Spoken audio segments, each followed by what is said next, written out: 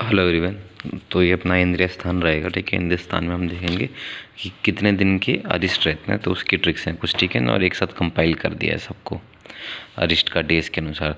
तो डेज में 3 दिन, 6 दिन, 7 दिन, 15 दिन, फिर 30 दिन, फिर 1.5 महीना, 3 पक्ष जो कि फिर 6 मंथ, और फिर डबल उसका 1 ईयर। ये रहते हैं अपने क्या अरिष्ट के ईयर्स रहते हैं, ठीक है। तो 3 दिन का अरिष्ट पहले बात करते हैं। 3 दिन के अरिष्ट कौन कौन से? 3 दिन के अरिष्ट में कैसे याद रखेंगे कि तीसरे दिन क्या होगा, शंख बजेगा, शंख बजा के मांग काटेंगे बालों की, ठीक है ना। शंख बजा के मांग काटेंगे तीसरे दिन। शंख का मतलब शंखक रोग से रिलेटेड अरिष्ट 3 दिन का होता है। और बालों में सीमंत मतलब मांग दिखना, बहुत सारी मांगे दिखना बालों में, ये कौन सा होता है? ये मैं 3 दिन का अरिष्ट होता है ये, ठीक है। ये जो रोगी के बालों में बहुत सारी मांगे दिखना, अगर वही स्वस्थ व्यक्ति है उसके बालों में मांगे दिखती हैं तो वो 6 दिन का अरिष्ट है। तो 3 दिन 6 दिन हो गए ख़त्म, ठीक है। अब 7 दिन और 15 दिन। 7 दिन S4 7 होता है, तो S4 शयन होता है, तो शयन होता है। और 7 फेरे अग्नि के लिए लेते हैं, ठीक है ना। तो अग्नि का और शयन का, ये जो दोनों की विकृति जो रहती है, ये रहती है 7 दिन की।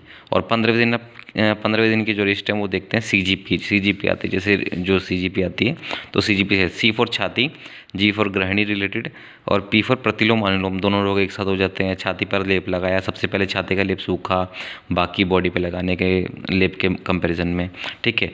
और ग्रहणी रोग जो अपना है, तो ये सारे 15 दिन के रिस्ट हैं CGP। और 30वें दिन क्या होता है? 30वें दिन में याद है ना GSM की सिम आती है। MSG आप याद कर लें या GSM याद कर लें। GSM की सिम आती है G1 S3 M2।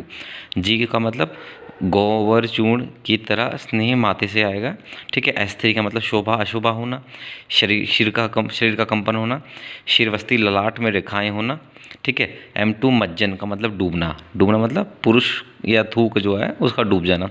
मांस का क्षय होना, मांस अगर क्षय हो जाएगा तो याद है जो त्वग्स्थि ही बच जाती है, मांस का क्षय हो जाएगा, ये बचेगी। तो उसको याद करने की एक वैसे ट्रिक भी है कि एक पर्सन है, उस 30वें दिन उसको एक अरिष्ट, 30वें दिन उसको टेंशन बहुत रहती है कि यार मेरे साथ अच्छा होगा कि बुरा होगा, शोभा या अशोभा। उसका शरीर कांपने लगता है सोच के, ठीक है। उसके सिर पे, वस्ती पे, ललाट पे, माथे पे रेखाएं आ जाती हैं सोच सोच के, ठीक है।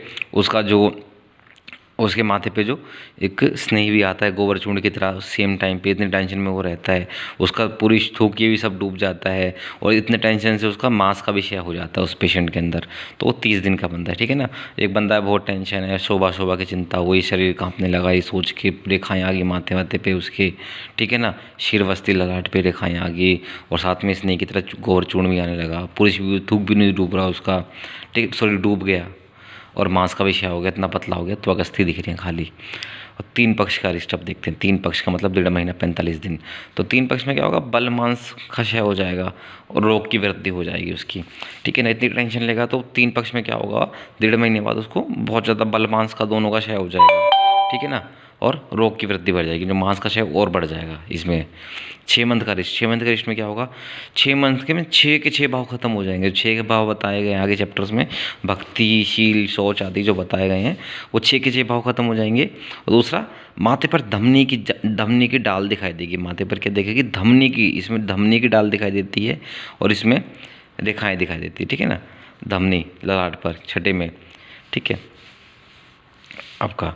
और 1 साल का जो रिश्ता है, एक साल बाद क्या होगा, 1 साल बाद उसको जो अरुंधति तारा है वो उसको दिखाई नहीं देगा, और उसके आसपास जो बाकी सारे हैं वो बहुत छोटे छोटे ज्योति की जो ज्योति हैं वो छोटी छोटी दिखाई देगी, ज्योति का अणु हो जाना, ठीक है। और वो जो बंदा है उसको पुष्पित हो जाएगा, उसमें स्मेल आने लगेगी, खुशबू आने लगेगी वो, ठीक है, कि वो बलि के लिए तैयार हो गया है, मतलब वो मरने वाला है तो उसकी बलि होने वाली है, वो पुष्पित, उसमें खुशबू आने लगेगी कि वो बलि के लिए तैयार हो गया, उसको दिखना बंद हो जाएगा, बहुत छोटी चीज़ें अणु दिखेंगी, और अणुदति तारा भी नहीं दिखेगा।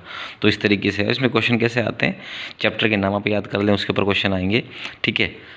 पूर्व रूप के अरिष्ट बता दें, आप देख लीजिएगा। छाया प्रभा के अरिष्ट कौन कौन से बताए गए हैं, दिन के अरिष्ट मैंने बता दिए हैं, और रेफरेंसेस कुछ दी गई हैं, जैसे दूध का लक्षण केस में दिया गया है अध्याय में। इस तरीके से ये क्वेश्चन आते हैं इसमें बस, PG में। ये देख लीजिए पूरा एक साथ।